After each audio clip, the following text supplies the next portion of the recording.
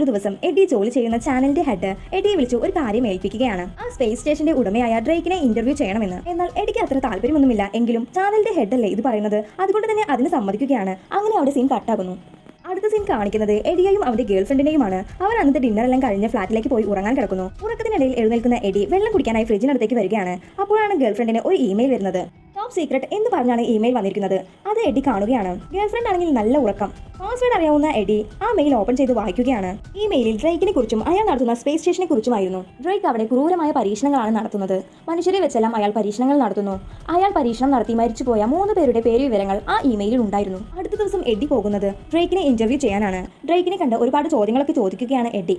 അതിനുശേഷം ആ മെയിലിൽ ഉണ്ടായിരുന്ന കാര്യങ്ങളെക്കുറിച്ചും എഡി ഡ്രേക്കിനോട് ചോദിക്കുന്നു. താങ്കൾ ഇവിടെ മനുഷ്യരെ വെച്ചെല്ലാം പരീക്ഷണം നടത്തുന്നു എന്നറിഞ്ഞല്ലോ, ശരിയാണോ എന്ന്. അപ്പോൾ ഡ്രേക്ക് അങ്ങനെയൊന്നും ഇവിടെ നടത്തുന്നില്ല എന്ന് പറയുന്നു. ഇത് കേട്ടതും എഡി മെയിലിൽ കണ്ട 3 പേരെ കുറിച്ച് ചോദിക്കുകയാണ്.